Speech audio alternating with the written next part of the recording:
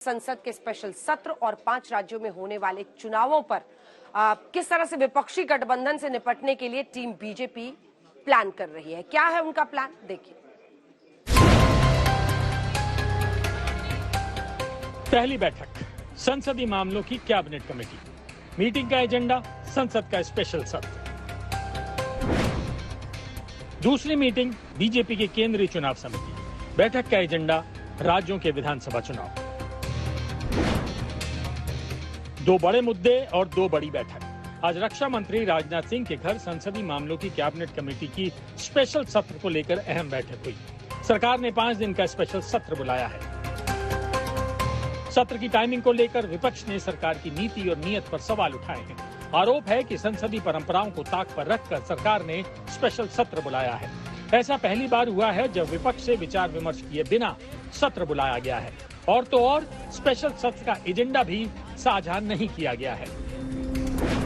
इन्हीं मुद्दों को लेकर सोनिया गांधी ने प्रधानमंत्री को खत लिखा था, जबकि सरकार का कहना है कि विपक्ष के आरोप निराधार हैं। स्पेशल सत्र को संसदीय परंपरा के अनुरूप ही बुलाया गया है। That never, before calling the session, never there was a consultation with the opposition, even when Congress government was there, and even agenda was never disclosed with the summons or 15 days in advance. Government will have its own agenda and we will share it. दिनी dates आए थे, हमने केंद्र सरकार को विनती की थी कि गणेश जी का फेस्टिवल है, गणपति जी का जो 10 दिन का त्योहार होता है हम सबके लिए बहुत बड़ा होता है, और इसलिए हमने विनती की कि आप दूसरी डेट्स दीजिए। लेकिन ना एजेंडा है, ना क्वेश्चन आवर है, ना 0 आवर है। ये कैसा सेशन है पता नहीं, अभी जब जाएंगे तो ही पता चलेगा। लेकिन इंडिया की तरफ से हमने एक एजेंडा भेजा है भारत सरकार को, उनके यहाँ शायद एजेंडा न हो। सियासी घमासान के बीच आज संसदीय मामलों की कैबिनेट कमेटी की बैठक हुई। बैठक में कई मुद्दों को लेकर चर्चा हुई। खबर है कि स्पेशल सत्र से पहले प्रधानमंत्री सर्वदलीय बैठक बुला सकते हैं। कोई बातचीत नहीं, किसी को जानकारी ही नहीं थी। हालांकि जब विशेष सत्र होता है, पिछले भी हुए हैं विशेष सत्र, बातचीत होती है और एक आम सहमति बनती है। इस बारी मनमानी अपने ही बल में एक तरफा निर्णय लिया गया कि 5 दिन का सत्र होगा 18 तारीख से। बहुत ही दुख की बात है कि श्रीमती सोनिया गांधी जी, कांग्रेस पार्टी और विपक्ष ने इसको भी राजनीतिक विवादों में डालने की कोशिश की है।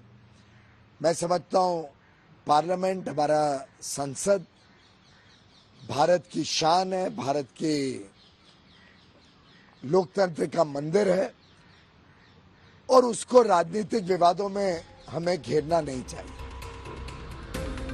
नई संसद में यह पहला सत्र होगा जो 5 दिन चलेगा। विपक्ष ने स्पेशल सत्र पर सवाल उठाए हैं, लेकिन बॉयकॉट नहीं किया। मतलब संसद के सत्र से पहले अभी बाहर सत्ता पक्ष और विपक्ष आमने सामने हैं, और जब सत्र चलेगा तब संसद के अंदर जमकर हंगामा होगा। वहीं दूसरी बैठक बीजेपी की चुनाव समिति की है। आगामी विधानसभा चुनाव को लेकर प्रधानमंत्री नरेंद्र मोदी की अध्यक्षता में चुनाव समिति की बैठक चल रही है।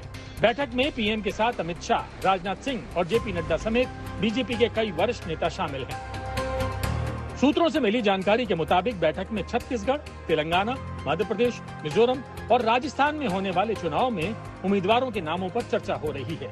चुनावी तैयारियों का मंथन और चिंतन चल रहा है।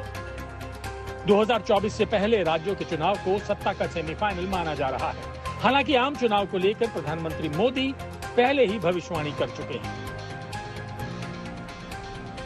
और अगली बार 15 अगस्त को इसी लाल किले से मैं आपको देश की उपलब्धियां, आपके सामर्थ्य, आपके संकल्प, उसमें हुई प्रगति, उसकी जो सफलता है, उसके गौरवगान, उससे भी अधिक आत्मविश्वास के सामने आपके सामने मैं प्रस्तुत करूंगा।